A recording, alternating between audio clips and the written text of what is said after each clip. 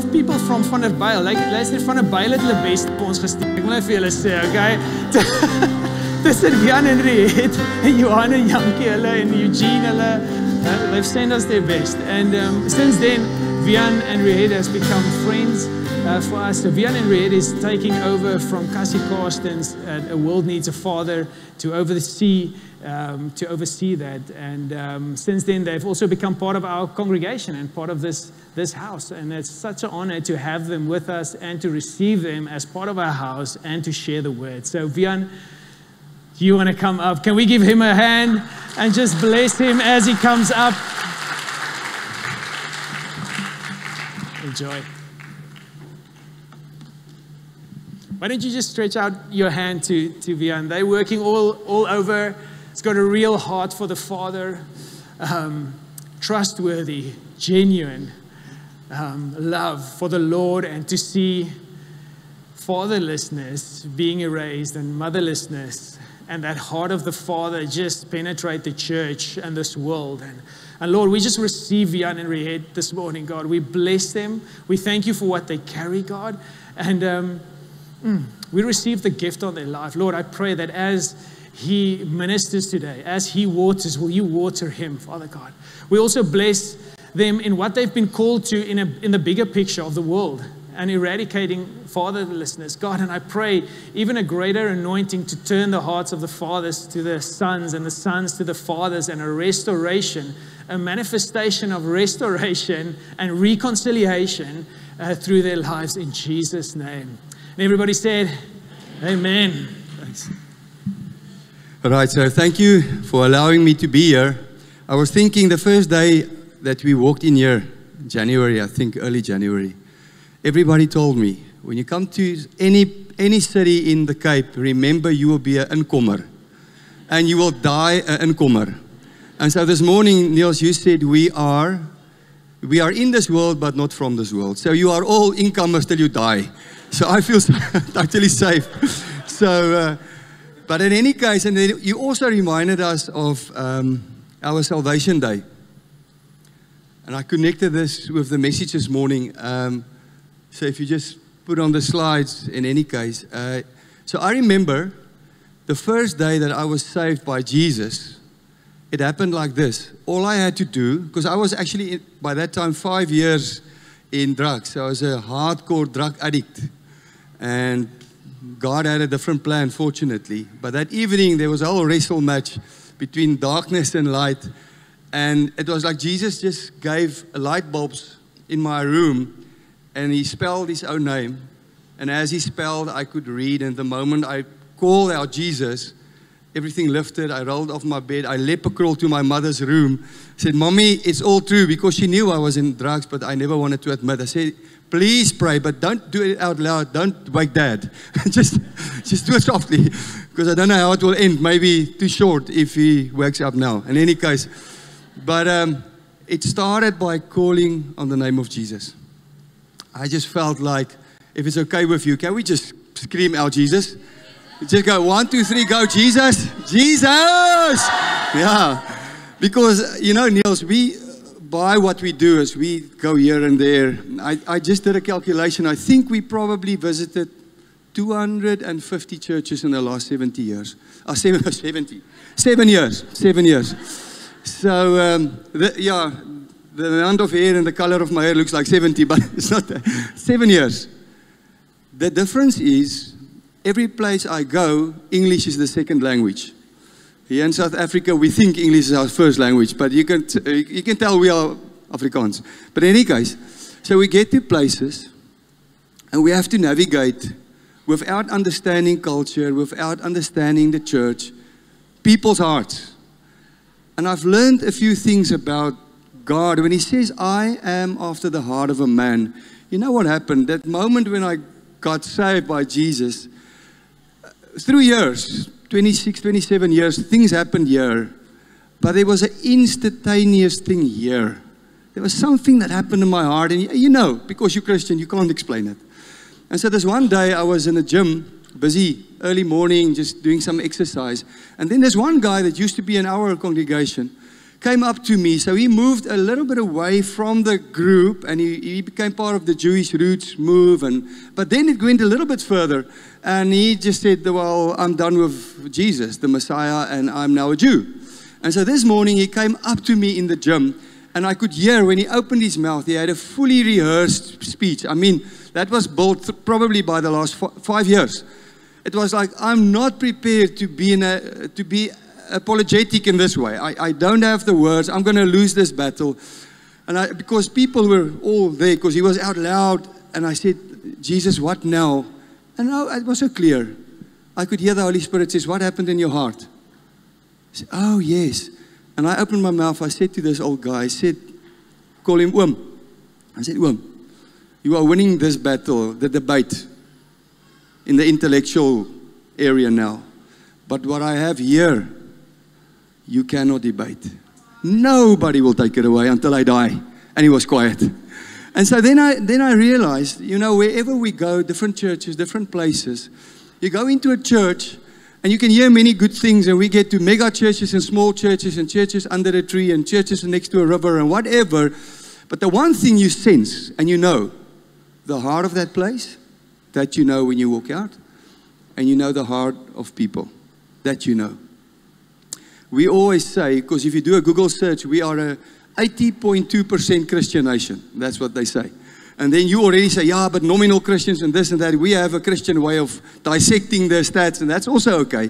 But what I know is, because of a 80.2% nominal Christian realm, then you can go into any context, talk about Jesus, open with prayer, and you will survive when you go out. And we go to many places where we have to find nicknames for Jesus just to get out the message and then see him work under a nickname. That also works. All right, so that is just the reality of how it is. Go to the places and we then see. Now, the one thing I do know is, I think it was now Thursday, Friday, I had the privilege to speak to the Western Cape matric teachers, 100 of them. The department had some function for a certain circle or whatever. And I asked the guy, can I go full on Christian? And he said to me, well, we had a notification. I think you should not, because we have different faith streams. But to my amazement, I was ready with a nice inspirational speech. And the guy that opened the whole thing prayed for 10 minutes. So then I realized, no matter where we are, Jesus is okay in our world. The heart is here. Sometimes I walk down a street in a very dark place in the world, and we can literally see Christian people without talking to them, because there's a light. There's light. And I don't connect that to what they know in their minds. I connect that here. Because when they open their mouths, you feel it. When you sit with them without understanding them, you feel it. Maybe just a story. Years ago in the church where I come from, the one day I had to preach, and so we were an Afrikaans church. Fully. All the slides was Afrikaans, everything. And then the senior pastor's wife next to me said, she called me my darling. She said, my darling, today you have to vloei. Sy sê, vloei in Engels. I said, what? These guys know Afrikaans for 20 years. You want me, the youngster, to vloei in Engels? They will run out. She said, do you see that guy there to the left? I said, yes. I said, he is English. And today you do it in English for him. So yes, there I went and I did it in English, but the story then unfolded. We spoke to him afterwards. He said, I've been coming to this church for 4 years. I'm actually French speaking, because I come from West Africa. But for 4 years, God is telling me, while you were preaching Afrikaans, just stay here, things will change. He said, I came here because of the heart of God. I could feel Jesus. And I knew. Imagine you coming to this church for 4 years without understanding a word, because you feel a heart. So for us, there's heart here. There's heart. Really, there's heart. So thank you for allowing me. I feel sort of safe. We will go from here. So the other thing I see, and this is why I have it there, identity or identify, is now we have trained eyes to see that certain people have identity in Jesus, in God, and you can feel it and see it. And then others do know him very well, but they identify with Jesus through their church or their leader and many other things. And we were confronted with that, because coming into a new church, every 2-3 new churches every second week with a different language, sitting amongst people that cannot understand you, you have no relationship to open your mouth. There's nobody that can support you. You don't know what they say when they talk, and you quickly learn to do what you do for Jesus, not for people. Because you cannot even understand the response from people, so you get nothing from them. You just stand there like a lone nut, and you just have to keep on doing.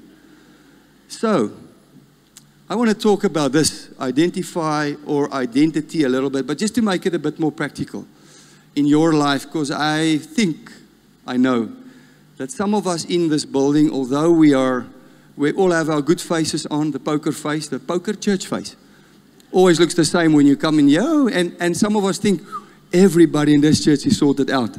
But nobody knows what happened before you left home this morning and on your way to church because of busy children. So I know that this message probably will find an avenue into hearts. So an old story, and you can put on the first slide, and I'll read out of Genesis 3. This is the story that we use in children's church a lot of times with a nice apple. All right, so let's read this, and I trust the Holy Spirit to help us this morning in this. So now the serpent was more crafty than any of the wild animals the Lord God has made. He said to the woman, "Did God really say, 'You must not eat from any tree in the garden'?" And the woman responded, the woman said to the serpent, "We may eat from the trees in the garden, but God did say, 'You must not eat from fruit in the tree that is in the middle of the garden, and you must not touch it or you will die.'" So let's just park there. Because this is something we have to understand. If it's about the heart, God is after the heart. I mean, the enemy is for sure after your heart. All right? And it seems like his first approach is always first for the heart. He comes in bluntly, boof, and he sees what's happened. Big explosion, and he sees how you respond or react. So he comes to Eve and says, "Hey, did God say?" Testing her heart, and to his surprise or not, I don't know, she said, "God did say." She responds from what she believed here. She had it here. She knew, my God is not a liar. Enemy, you're a liar. And so it's a perfect story. The narrative starts beautifully. She's in line with God. Then the enemy said, "Okay." And I think this is what we just have to hear. He starts with the heart because this is invisible.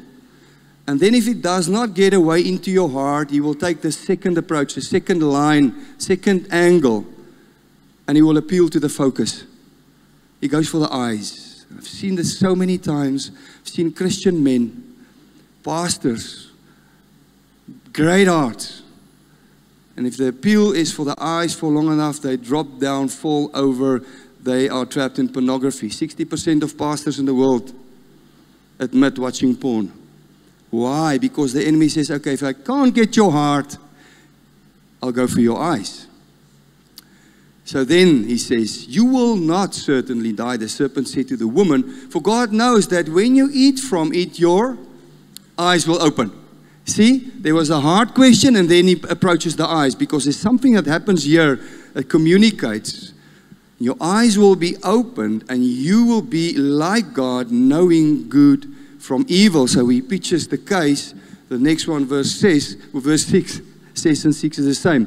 So when the woman saw that the fruit of the tree was good for food and pleasing to the eye, and also desirable for gaining wisdom, she took some, ate it, and she also gave some to her poor husband, who ate with her, and he ate it. All right, so look at what happens. There's a go for the heart, flat out. There's no entrance. Go for the eyes. Creates a picture. But the woman did something there, and also the guy. What happened is you can see, but the moment what you see, you connect the benefit with self, that's when you start to get into dangerous ground. Because the enemy knows there's just some connection with the eyes and what we behold, and eventually that will grip the direction and the intention of your heart. If he leans into it for long enough, he says, "Wait a minute, Eve. Wait a minute. Look at that. She looks, yeah, it's a good apple. Yeah. Hey, but it's desirable. It's good for you." And she made the connect. And immediately she was hooked. And so then the eyes of both of them were opened, and they realized they were naked. So they sewed fig leaves together and made coverings for themselves. You can put on just a one-liner, the next slide. What happens here is, if the enemy shifts the attack to my eyes, and I oblige, and I go for it, what will happen is, because I look at the benefit and I turn it to myself, what happens inside in me and what I carry in me becomes open. It sort of becomes amplified, because I now only have eyes on myself. It's no more on the tree, it's a benefit for self. And the moment I look at self, I see things. She looked down, she says, oh no, I am naked. There's something wrong with me. And the nakedness of us sitting here is not always physical nakedness. It is the nakedness when we see inside and we totally naked in front of God, the insecurities that we carry because of things like fatherlessness, the way you were brought up, traumatic events, or whatever, you know the reasons. But here's the thing. Those who focus on themselves sees their own insecurities just on a higher level. Let me ask a question. How many of you sometimes walk into a building like this? You come in late, like many of us always come late for church. And then you have to look for a seat. And the problem is not to find a seat. The problem is, oh no, everybody will see I'm looking for a seat. All right? That's the big problem, because it feels like all eyes are on you. Let me tell you a story. The first time I preached in the auditorium that we came from, and those years, many people sat there. More than 1,000, and here I was a young guy, had to preach, got into the stage, look at the people, and my mentor, his name was Edward Gibbon, he was sitting just about there, there. And I started preaching. You know what this guy did? He was always in it to just trick us, and he dropped his eyes. He wasn't supporting me face to face. He dropped his eyes and he focused right here. So here I am, a young guy, 1,000 people staring at me, I think, and he stares here. And this battle in my mind, why is he looking here? Is it maybe open? But now the challenge was, if I look down, they all know I look down. So now I made a willful decision. I will look up and hope it's closed. So I preached my heart out for 40 minutes, not knowing what's going on down there. As I walked off the stage, oh, thank God. And when I got to him, he started just laughing. He said, your first lesson in life, don't focus on self. He said, Vian, these guys came in this morning because they have their own struggles. They came in for Jesus, not for you. They wouldn't even realize. So I learned a lesson. From that day, I preach of church that I don't tuck in. So if anybody focus, I'm at least covered. You see, second layer of coverage. So, but here's the thing. A focus on self is dangerous. Now, the next verse now starts to explain, and I think this is what this body, if you just put on the next one, does so well. This house. Last week, Neil said, we don't do a lot of things great, but the one thing we do is making Jesus the center of everything. Neil said, I want to applaud you. I mean, when I said I'm going to talk about the heart after God, I thought, well, these guys not stone me because I don't say heart after Jesus. This is how central you make the name of Jesus. And it's beautiful, beautiful. But look at what happens, verse 9 and 10. But the Lord called the man. This is after the amplification of the insecurities. You see, where are you? And he answered, I heard you in the garden. I was afraid because I was naked, so I hid. Now, the next slide, you will read it with me. This is how I see it. A me focus eventually pulls you away from God because of guilt and shame and a sense of not feeling good enough. I've been there many times. In as much as I know all the right things, I get myself and the things start to come up. Oh. And it's good to repent. But the thing is, if there's a focus on self, if you literally live this way and you carry these insecurities because you think everything is exposed, eventually the shame and guilt push you to a place where the book of Hebrews, when he says, come boldly onto the throne room, it's something you know but you don't do anymore because it feels so not right. So it is dangerous, and this is what the enemy wants. He wants to move you a little bit away. If he can just divert you a little bit, now, 2-3 years, you find yourself in a barren place, which is very, very dangerous. So probably a question that you can answer for yourself on the next slide there. Say, do you sometimes feel not good enough to draw close to God? You addressed it this morning. Niels, you just said, it was amazing. When you started just praying about stuff, I thought, well, it's exactly. Do you sometimes feel not good enough? And please, if that is you, just make it clip. Because he said, God, will you please make a shift? I believe the shift happened. But I think sometimes, more than just a small prophetic step, we need more. And we need a push forward. And this message is based on the ministry time, just saying, the shift happened now. What can God do this morning to fully release? And I can tell you stories on that. So that's the first thing, a me focus, and it's dangerous. But the next thing that we see in churches, the identification with a leader or a brand or something, and this is why we have so much rivalry in towns between churches and so many faith streams. We all play for the same team. This is why Paul said, man, don't judge people's motives or what they say, vain or self-conceit.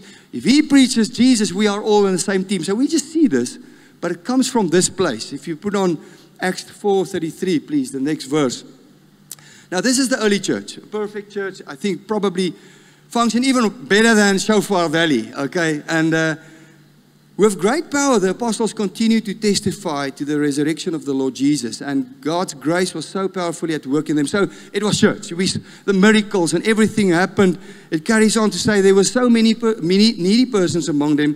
From time to time, those who owned land or houses sold them, brought the money from the sales, put it at the apostles' feet, and it was distributed to anyone who had need. All right, so great functioning church. This is what we want. Generosity, compassion, everything works. But then comes a guy with the name of Joseph, also Barnabas. Now, remember, Barnabas came from Cyprus. These guys were in Jerusalem. You guessed it. Barnabas was an inkomer. Hy was 'n inkomer. All right, so hier kom hierdie inkomerman into the perfect church. And he does the following. So he sold a piece of field that he owned, and I take out of this, that must have been a big farm, all right? It was quite a portion of land that he sold. So the incomer comes, die inkomer, hy verkoop die grootste plaas that he owned, and he brought the money and put it at the apostles' feet. Great deed, see his heart, feel it. And then what happens? There was two other people. They were from Jerusalem. They were from Wellington. They were not the incomer. All right, and what did they do? They see this guy coming from the outside, selling the biggest portion of land, giving it to the people, and he just tells his wife, we have trouble, wifey. Now a man named Ananias, together with his wife Sapphira, also sold a piece of property. But with his wife's full knowledge, he kept back part of the money for himself, but he brought the rest and put it at the apostles' feet. So what happens here is he says, hey wife, we have a problem. Check what this guy did. And you know and I know we are the givers of this church. Yes. I'm the worship leader. I'm the intercessory leader. They know me. I'm the senior pastor. And so we all have something that we identify with sometimes. I told you the story earlier, Niels, where one day I just mixed the chairs in our church. The middle block was divided like this, and I hated this. You know, it looks like the parting of the Red Sea. And I said, let's make it a one block. But that day when I moved all the chairs together, I stood in the sound desk, and I watched the people's faces because somebody took their chair. This is my place, and where's my place? Some of them actually come and say, Pastor, where's my chair? I said, find it, you know.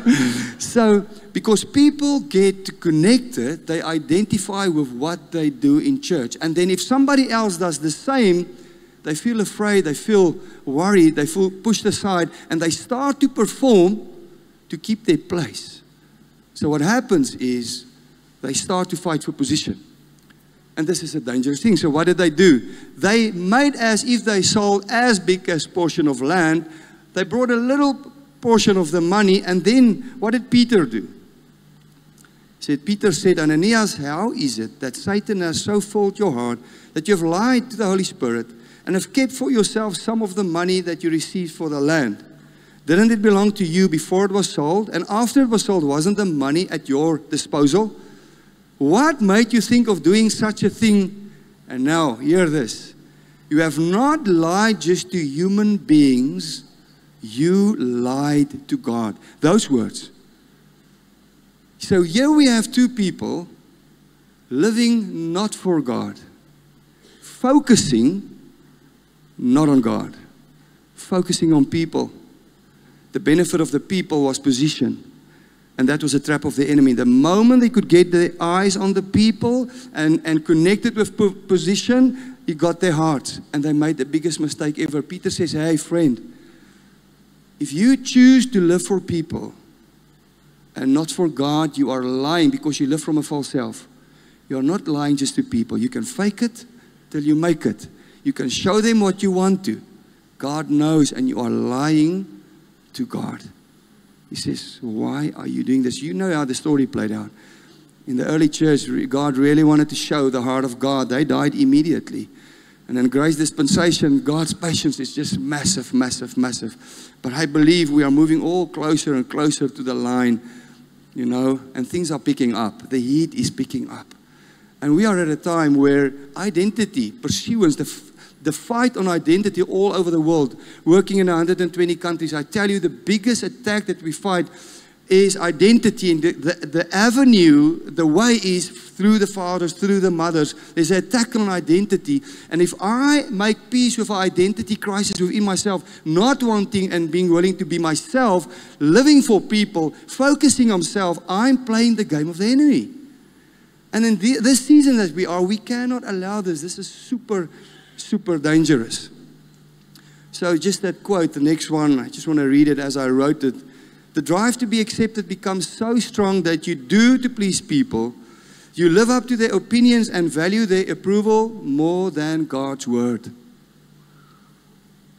This is a lesson that we had to learn. Preach in places where they don't even know you. I want to tell you a story just to bring this home. Long ago, years ago, I drove with my senior pastor and a colleague pastor. We came from Joburg all the way back to Van der Bijl, driving in a southern direction. A car came in a northern way on the R59 highway. And then this guy lost control of his car. So the highways was offset. The one down here, we were driving here. He said, but up. And so the car, I could see how this car turned 90 degrees and came down the embankment, hit a concrete trench, and then launched up into the air. So here we're coming, all of us, seeing this, checking the car on the highway. The car is launched in the air. And in a moment, I mean, you have a split second. Holy Spirit, what now? Do I go left? This car might fall on us. Do I go straight? I don't know. Do I go right? Probably. So I turned right, and the car went over us, and he fell on the car next to us. It was a big accident on the highway. The first thing is pulling up the handbrake, jumping out, stopping all the cars on the highway, running and trying to save this guy that died in my arms. Later on, we got in the car, drove off all quiet. What just happened? So I remember thinking, not many people will live to see this and live. And then, a short while later, can't even remember how many weeks, myself and Riet had to go minister to one of our congregation members in Midrand on a Sunday. So we drove down the same highway, but now in a different direction, going around a corner. In my rear view mirror, I saw a car, Mazda 3 coming. I was driving at 120. This car was approaching us like this. I said to her, because there's a turn like this and a huge embankment, I said to her, I don't know, unless this is a Formula 1 driver, we have trouble. The next thing, she hit that embankment. She went up into the air. Like up. She came down. N3. There, in front of everybody. I remember I was just jumping out of stopping all the taxis, making sure the car was tipped, got into the car, got her out, got her personal possessions, phoned the ambulance, go behind the ambulance, bringing her possessions to her family and whatever. Oh, a life is saved. And then went to the guy that we were supposed to go to and pray for him. We were driving home that evening. So what happened? But in my mind, there was something else. Few months, 2 massive accidents. Why did I see this? A few weeks later, I was driving to a rehab that we started with a family and overseed for probably 10 years by then. In front of me, I still had a friend that went with me. Long downhill, I saw a City Golf. The City Golf started swerving. And I just thought to myself, no ways. This car just turned and he started rolling. into a small wood. Stop, jump over the barbed fence, cut my leg, get out the lady, phoned, and so then I thought, this is wrong. And so a day or two after that, our senior pastor's wife phoned me. Her name is Darlene. I said to you earlier, she called me darling. She said, darling, my darling, will you please come and visit me tomorrow morning, 5 a.m. in my house? And I had to ask permission because I'm going to visit the lady 5 a.m. My wife said, you better go. So I went. And she said to me, she said, I want to start with a prayer process with you, Vian. Because I believe you suffer from a hero complex. A God complex. She says, I believe everything is happening in your life so that the enemy can just establish this more and more and more. Because the longer it will carry on, the more you're going to think in every single situation you have to save the day. And she coined it a God complex or a hero complex. We went into extensive prayers. We prayed. Young guy. At first, I felt I could feel the offense in my heart. And then it started disappearing. And eventually, there was freedom. And a few weeks later, we drove on the same highway, myself and Riet, down the highway. There came a car. There was a stationary truck. This SUV came and literally drove underneath the truck. And we looked at each other and thought, well, what will we do? Geared back, prayed and left it for the paramedics. From that day it was done. What was the lesson? If you focus on people, there's a great possibility that you will suffer from a God complex. Some people in this building, and I'll probably touch on it later, even feels at your business, at your company, at your church, if you are not there, everything will fall down. I've met so many people that cannot take leave longer than 7 days because what's going to happen to the business? What's going to happen?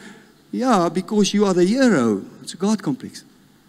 It's very subtle, but you see, we are playing a dangerous game and we're playing this game for people. One more story just to show you the extent of this. So the one day, I had my off day on a Monday. I spoke to Niels, what's your off day Friday? Hey. My off day was on a Monday, and I had to honor my wife and my children saying, Mondays is off. Daddy won't answer the phone. No phone. And so late that evening, Monday, I'm still off. Phone rang, her phone.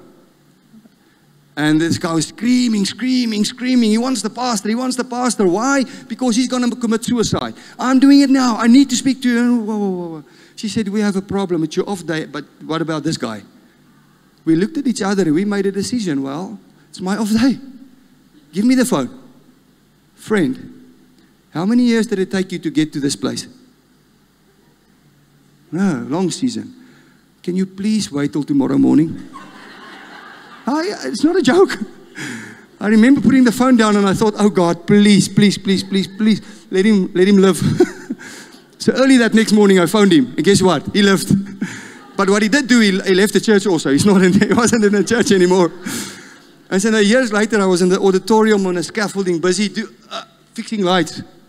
And I was alone there. It was dark, and we had a security at the gate, and the security phoned. He said, someone wants to see you. I said, send him in.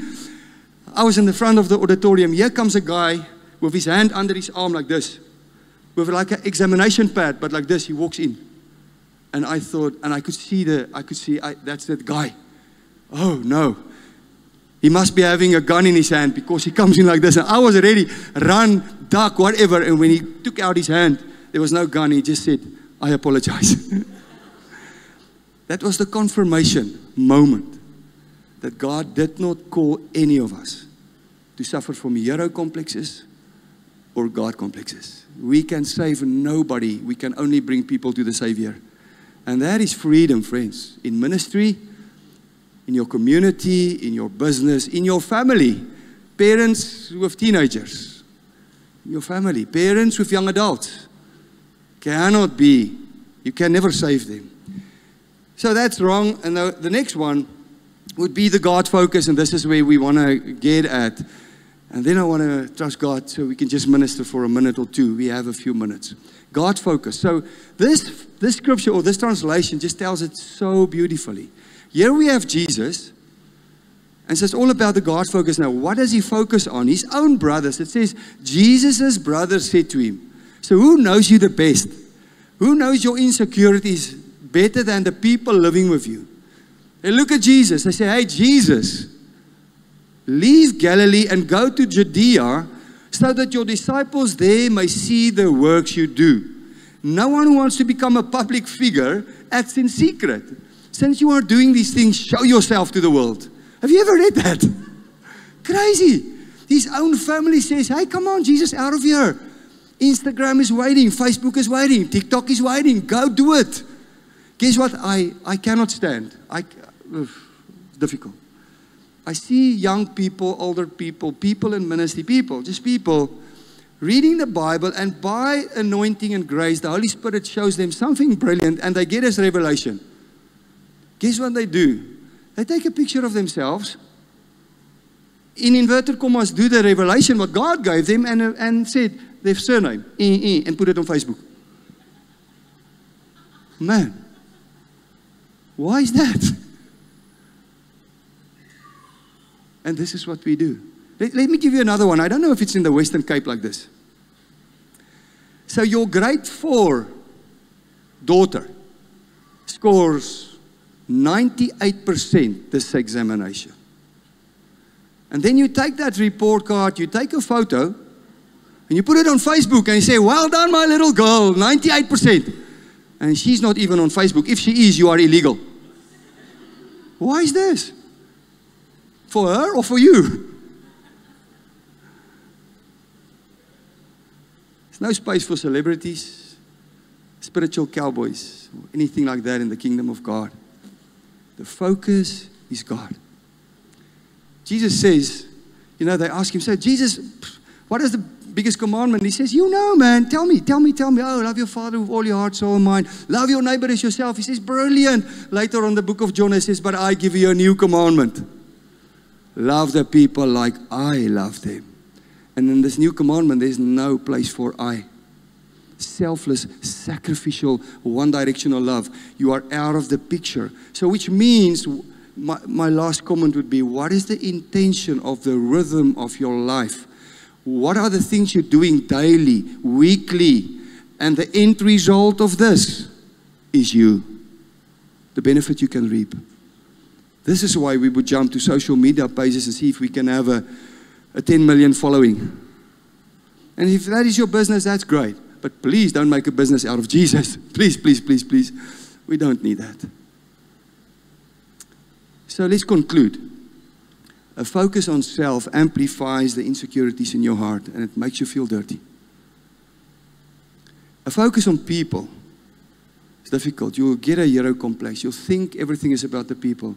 You will start to do and perform, jump through hoops of people. It becomes unbearable, and you lose yourself totally in the war, even in church. I've met many pastors, 15 years in ministry. Oh, I have to get back to Jesus. I am so busy. I'm so well studied. Oh, I'm so popular, but man, I lost my heart. Why? It was the people. And then lastly, the intention of your ministry, what is it? Or of your life, of your love? Is it God and God alone? Or are you in the middle of what you can receive? So as we sit, I feel like I just want to make one or two invitations as Holy Spirit will lead now. So can we just close our eyes? Let's just pray first. Just close our eyes and let's see where we get at. Keep your eyes closed, because some of these invitations might become, depending on what God wants, personal. Father God, Jesus, our King, our Lord, but also our friend, the one that is close, Holy Spirit. How privileged are we to, in moments like this, just close our eyes and just be in your presence, just here. You are here, and we can do nothing about it. You are here because you chose it, Lord. You are here. Thank you for this. Where you are, your anointing will be, Lord. Where you are, discernment comes. Where you are, knowledge will be there. Where you are, revelation will be there for no one to claim. But where you are, freedom is there. Galatians 5:1, my vanilla verse forever. Christ has set us free for freedom. And so, Lord, we are here not just to give us the way to eternity and to be with you one day, but also to live a free life here. And so this morning, I trust you, Lord. I trust you with all my heart, that the people that you have the names of this morning will receive freedom this morning. And whatever you plan for them, please, the shift happened. We are ready. Please do literally a divine work this morning. Things that sometimes take years of process, Lord, just in a moment, Lord, just shift it. Just shift it. The quickening this morning, please, Lord. So as you just sit in God's presence, I think the first invitation, and just keep your eyes closed, and if that's you can put up your hand or stand. We want to pray for you, just corporately. I will pray for you.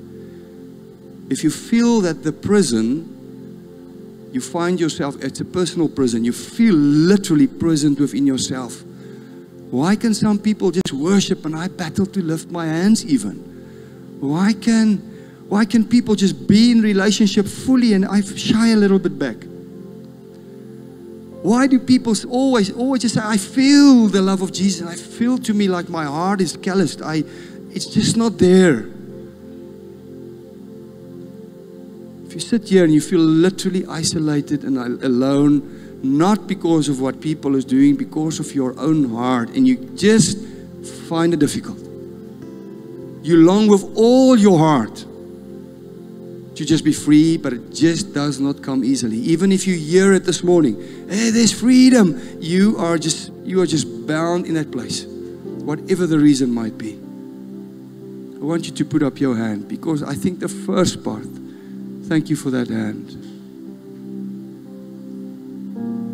Just thank you for that hand. That's the first part of freedom, friends.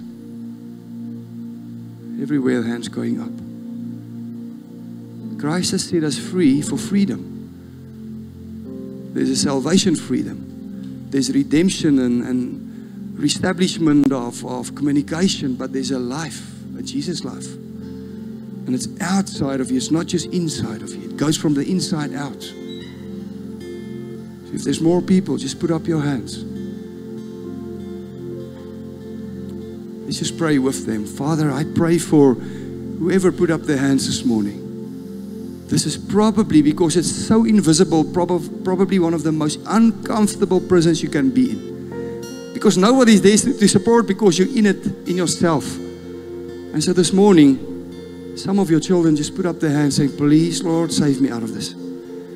I think of John the Baptist, Lord Jesus, just before he was beheaded, Lord, he called out, he sent his disciples to you. Jesus said, hey, go ask that guy. I tied his feet. I knew he was the Messiah. Ask him, is he the Messiah? I don't know anymore. I'm trapped in the four walls of myself. I don't know. And Jesus said, tell him I'm still saving the world. Yes, I am. So that John just could get out of the four boundaries of his own life. See the other side of the walls. Father God, right now, the word is so clear. You come, you send Jesus to come. Bars of iron and chains of bronze you will break. Under the anointing, freedom will come. You send angels, warring angels to war, ministering angels to minister. We see the stories in the Bible, and right now you are sending, you already sent early this morning, but your angels are here to minister, but also to break chains and to help people to stand up. And we trust you for moments, not just shift, permanent shift out of themselves into your presence, away from identifying into identity forever. Lord, I really pray that as they walk out of this building, they will testify in their small groups, their home groups, their growth groups, in their families. They will say, a weight lifted. A weight literally lifted. I cannot explain it happened. I could sense my heartbeat. It lifted. I see people with different eyes. In Jesus' name I pray. Right now, in Jesus' name. Is someone in this building, a lady,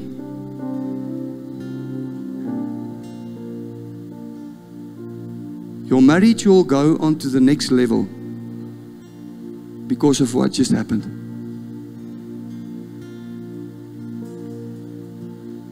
Because you will be you with your husband. You will be you.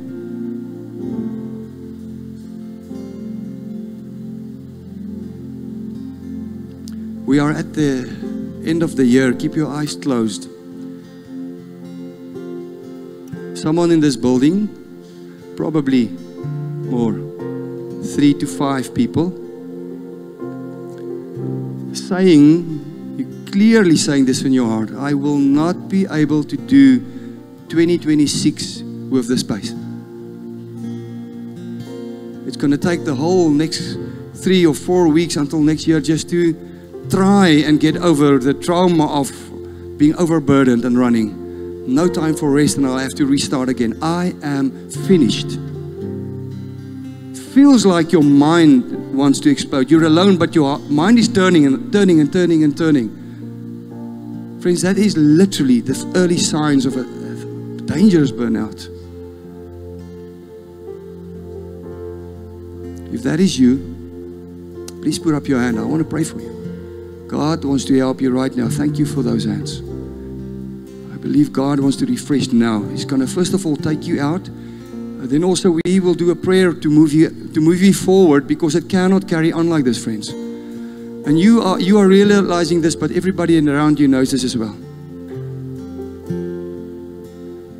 Lord, just this performance trap for people. And we don't really know.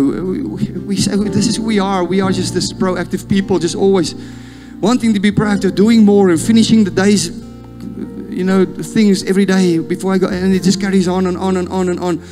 But we never realize that this hurts from the past that is pushing us forward. We are so afraid of losing the game before people. We are just so afraid of falling into poverty, so afraid that we will lose our jobs, so afraid that we won't be ready for next year. Lord, I pray that you press the pause button right now in their lives. Pause in Jesus' name. Holy Spirit, please come. Open heart surgery. Work on them now, please, Lord. Some sit here and they have their hands up because of words that their fathers spoke over them. You are useless. You are useless. This is not what you say, Father. This is not what we say. I pray that you'd release all those.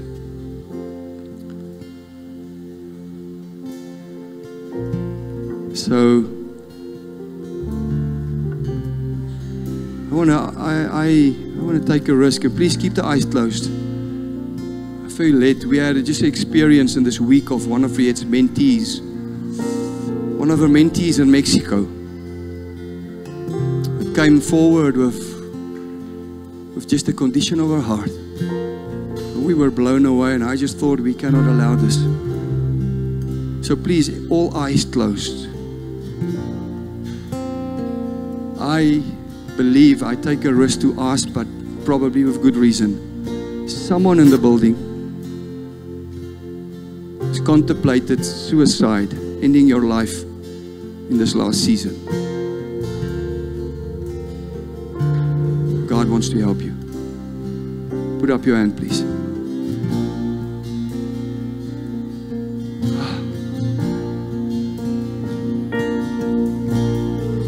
God sees you this morning. God sees you. He sees you. You are His young daughter. When He looks at you, He sees the reflection of Jesus in your face. He sees you perfect.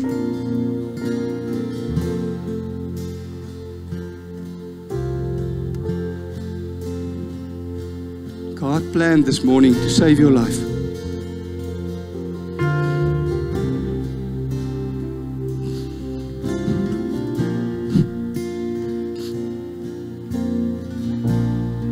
You see, friends, God is for the individual. And He handpicked this morning to save a young life. Lord Jesus, please come and show yourself in a new, intimate way this morning. May you be enough. Please, not just, we know you're enough, but may she feel you. May she know that she knows you are there, you are enough, you're in her. And I pray divinely, encircle her, surround her with support. But Lord, may she be able to feel it deep within. open the recesses of her heart to feel it, to feel it, to feel it. Fill her now. Holy Spirit, fill her now to capacity. Fill her, please. Fill her. Give her enough, Lord. I pray, according to your word in Psalms, Lord, that you send warrior angels on our behalf to fight for us, to minister for us, to preserve life. Thank you that you go ahead and you will fight the fight, roll away stones, create a space of ministering to save her life, to preserve her life for every good work that she will do in the near future and with her life. In Jesus' name I pray. Father God, as a group of friends this morning, group of sons and daughters this morning, we just open our hearts and we cry out, Abba, Abba, you are enough. I pray just a word of strengthening, a word of empowerment. Every one of us will go from this building having the ability to have a clear focus on you. As Eve could say, our Father did say. And as Jesus said in that last word, Lord, after he did a miracle, Lord, he made a blind man see, and he said, go and tell nobody. I don't want to be known because I go and I just do what God told me. And then he said, come on, let's go. I pray that we would be a people that will daily say, come on, let's go. Because the benefactor, the end result will be the kingdom and Jesus will be famous. In Jesus' name I pray. Amen. Thanks, Niels.